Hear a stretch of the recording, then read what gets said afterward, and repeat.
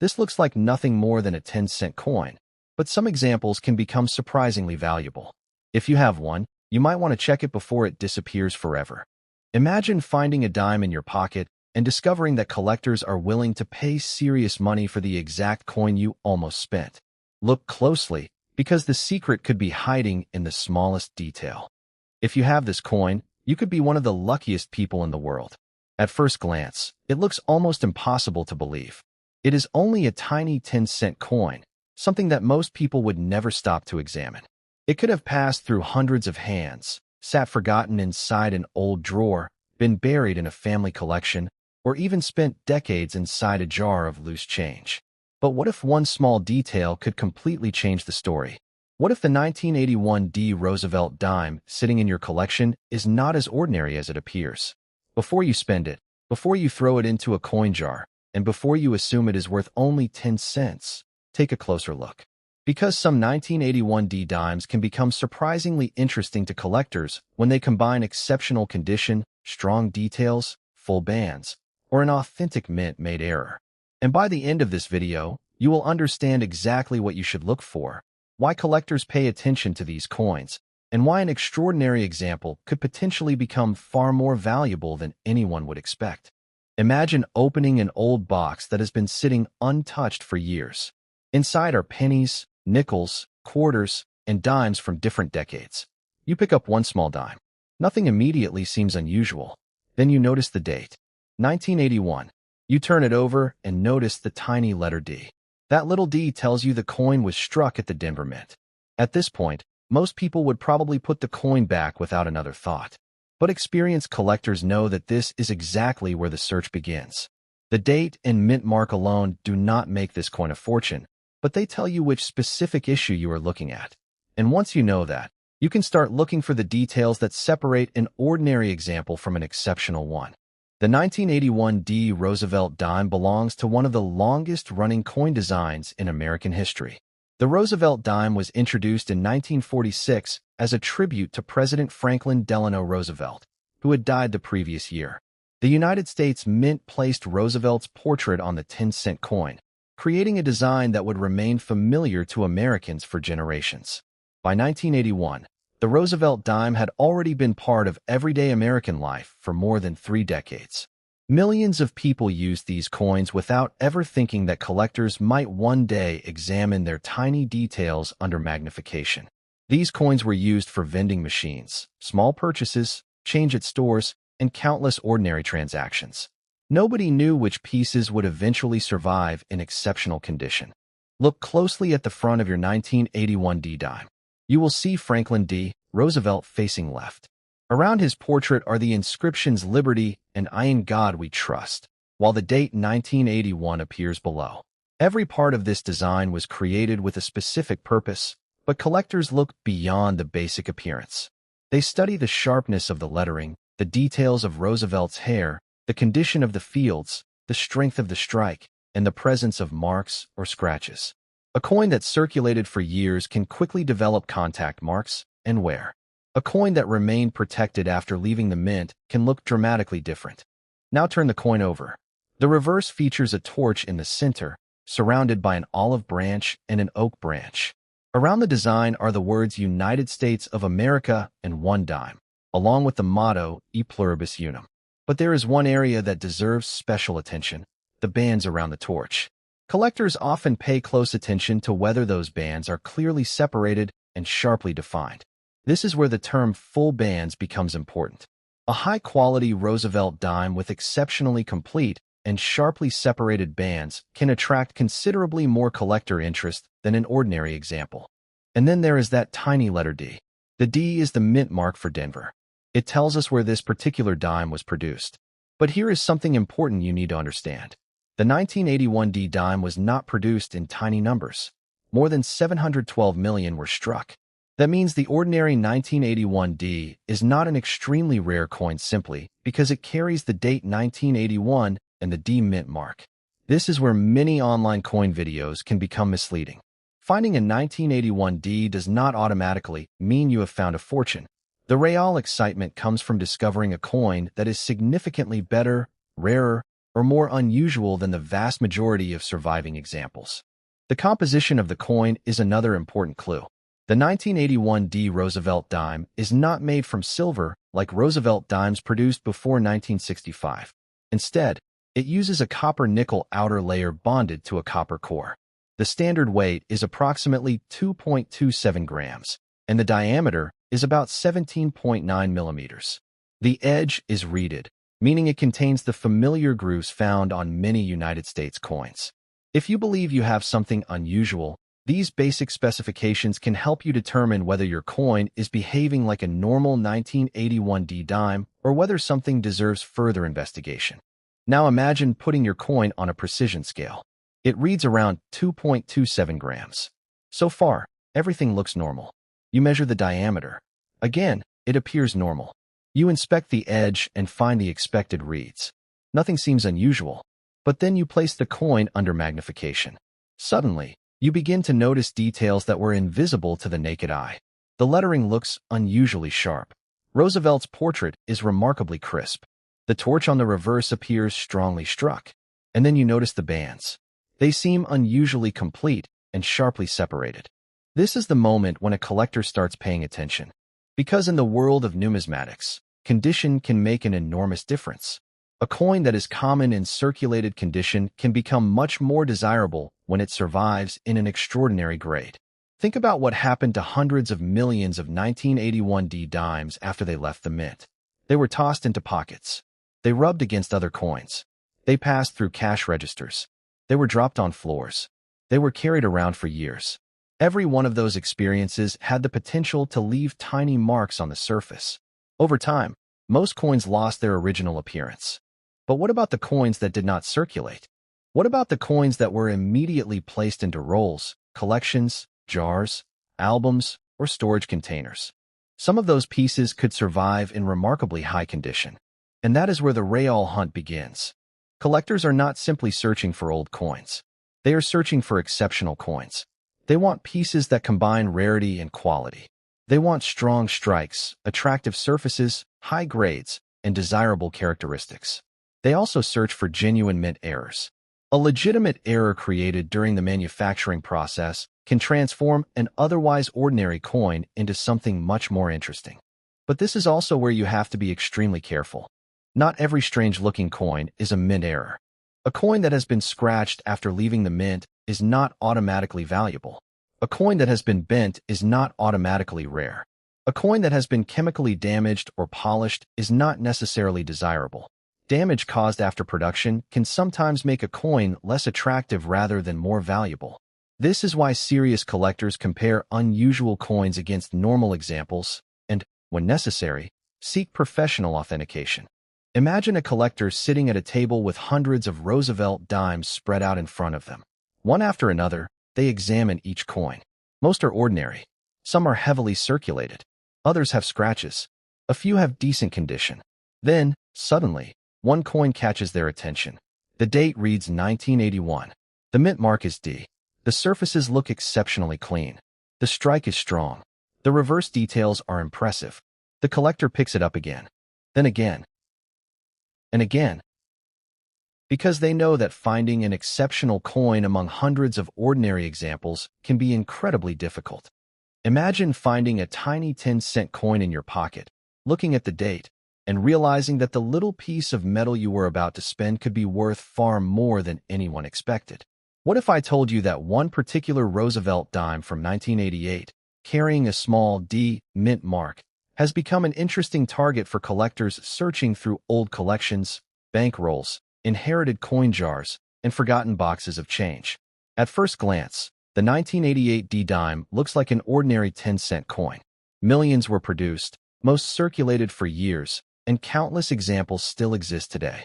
But the world of coin collecting has a fascinating rule. Sometimes the difference between an ordinary coin and a highly desirable collectible can be hidden in the smallest detail. And that is exactly why you should not rush to spend a 1988 D dime before taking a closer look. Think about how many coins you have handled in your lifetime without ever really looking at them. You probably received dimes as change at stores, restaurants, gas stations, vending machines, and supermarkets. You may have tossed them into a jar without thinking twice. Perhaps you have an old collection sitting in a drawer that has not been opened for years. Maybe someone in your family saved coins and passed them down to you. Among all those ordinary-looking pieces, there could be examples that deserve a second inspection. The 1988 D. Roosevelt dime is one of those coins that can become much more interesting when you start examining its date, mint mark, condition, strike, surfaces, and possible errors. The first thing you should understand is that the 1988 D dime is not automatically rare simply because it is from 1988. This is extremely important. A normal circulated example is generally not a fortune. The real excitement begins when you discover a coin with exceptional preservation, unusual mint characteristics, or an authentic mint error. In other words, the date alone does not make the coin valuable. The details surrounding that date are what you need to investigate. And if your coin happens to be an unusually well-preserved specimen, the story can become much more interesting. To understand why this coin exists, we need to go back to the history of the Roosevelt dime. The design was introduced in 1946 as a tribute to President Franklin Delano Roosevelt. Roosevelt had died the previous year, and the United States Mint created a circulating coin honoring his legacy. The portrait on the front was designed by John R. Sinek, and the Roosevelt dime quickly became one of the most recognizable coins in American currency. More than 4 decades later, in 1988, the same basic design was still being used. By then, generations of Americans had grown up handling these little coins without realizing that some examples would eventually become objects of serious numismatic interest. Now take your 1988 D dime and look closely at the front. You should see Franklin D. Roosevelt facing left. Around his portrait are the words Liberty and I in God We Trust, with the year 1988 appearing below. If you have a magnifying glass, now is the perfect time to use it. Look carefully at the letters. Examine the edges of the portrait. Study the date. Does everything look normal? Are the letters sharply formed? Is the date clearly struck? Are there unusual shapes, doubling, cracks, or distortions? Most of the time, what you see will simply be normal wear or damage. But sometimes the smallest difference can make a coin worth investigating further. Now turn the coin over. The reverse reveals one of the most beautiful elements of the Roosevelt dime design. In the center is a torch representing liberty, accompanied by an olive branch and an oak branch. Around the design are the inscriptions United States of America, E Pluribus Unum, and 1 dime. It is easy to look at this design and see nothing more than an ordinary 10-cent coin. But collectors can spend enormous amounts of time studying these details. They examine the strength of the strike, the condition of the fields, the sharpness of the lettering, and the details around the torch. Even the smallest imperfections can influence how a professional evaluates a coin. And then there is that tiny letter, the D. That single letter tells you that your dime was struck at the Denver Mint. Mint marks are incredibly important in coin collecting because they can separate one production issue from another. 2 coins can have exactly the same date and design, yet their mint marks can give them completely different collecting histories. The 1988 D therefore belongs to the Denver minted group of Roosevelt dimes, and that tiny D is one of the first things a collector will examine. But here is where things become interesting. A huge number of 1988 D dimes were produced, which means you should not assume that every coin carrying that date and mint mark is rare. In fact, most examples you encounter will probably be ordinary. They may have scratches, contact marks, discoloration, wear, or other signs that they spent years circulating through the economy. These coins can still be fun to collect, but they are not automatically valuable treasures. The real challenge is finding the exception. Imagine thousands of 1988 D dimes spread across tables at a massive coin show. One collector has a box containing hundreds of examples. Another has rolls from a bank. Someone else has an inherited collection containing decades of American coins. Everyone is searching for something different. One person wants the highest grade possible. Another wants a special error. Another wants a coin with exceptional strike quality. And another is simply hoping to discover something nobody else noticed. Now imagine that among all those coins, one 1988 D dime looks different. It has unusually clean surfaces. The original luster is still visible. What if a tiny 10-cent coin sitting in your pocket right now could be far more interesting than it looks? What if a coin that millions of people once used for everyday purchases could contain a detail that collectors would spend years searching for? Take a close look at your old Roosevelt dimes, because today we are turning our attention to the 1985p dime, a coin that may look completely ordinary at first glance, yet becomes much more fascinating when you begin examining its history, condition, mint mark, and possible varieties or errors. Most 1985p dimes are not worth a fortune, but that does not mean every example should be ignored. In coin collecting, the difference between an ordinary coin and an extraordinary one can sometimes be incredibly small. A tiny detail, an unusual strike, exceptional preservation, or an authentic mint error can completely change the story. So if you have a 1985p dime somewhere in an old collection, a coin jar, a drawer, or a forgotten box, don't spend it just yet. Take a moment and look at it carefully, because you may be holding a piece of American history that deserves a second look. Imagine walking into a bank decades ago and receiving a handful of coins as change. Among them is a little Roosevelt dime dated 1985. You probably would not think twice about it. It is only 10 cents. You put it into your pocket and eventually spend it. But imagine another 1985p dime being placed into a collection instead. Perhaps someone noticed that it looked unusually clean and decided to save it. Perhaps it came directly from a roll and was never heavily circulated. Perhaps it stayed inside a collection for years while millions of other examples were exposed to scratches, fingerprints, dirt, and everyday wear. Decades later, a collector opens that collection and discovers the coin again. Suddenly, that ordinary-looking dime becomes the beginning of a mystery. The Roosevelt dime has one of the most recognizable designs in American coinage. The series began in 1946 as a tribute to President Franklin Delano Roosevelt, who had died in 1945. Roosevelt's portrait was placed on the dime, creating a coin that would remain in American circulation for generations. The design was created by John R. Sinek, and the basic appearance of the coin remained familiar for decades. By the time 1985 arrived, Americans had already been using Roosevelt dimes for nearly 40 years. Millions of these little coins moved through the economy every day, and nobody could know which examples would eventually attract the attention of collectors. Now take your 1985p dime and look at the front. You should see the familiar portrait of Franklin D. Roosevelt facing left. Around him are the inscriptions "Liberty" and "I in God We Trust," while the date 1985 appears below. At first glance, everything seems simple. But collectors know that the surface of a coin can tell an enormous story. Look at the portrait under good lighting. Examine the hair, cheek, neck, and lettering. Are the details sharp or worn? Are there scratches across the fields? Do you see small contact marks? Is the original luster still present? These details can help you understand how much the coin may have experienced during its life. Now look carefully near the date and search for a tiny letter P. That small P is the mint mark, and it tells you that the coin was produced at the Philadelphia Mint. The mint mark may look insignificant to someone who is not familiar with coin collecting, but to a numismatist, it is an important piece of information. Mint marks help identify where a coin was manufactured and can distinguish different issues from the same year. That means your 1985p dime has a specific place in the production history of United States coinage. Look at the date. Look at the P. Look at Roosevelt's portrait. Look at the torch. Look at the bands. Look at the lettering. Look at the rim. And most importantly, look for anything that makes your coin different from the ordinary examples. Because the story of the 1985p dime is not simply about a 10-cent coin. It is about the possibility that one small piece of American history could have survived in extraordinary condition, or could contain a genuine feature created during the minting process that most people would never notice.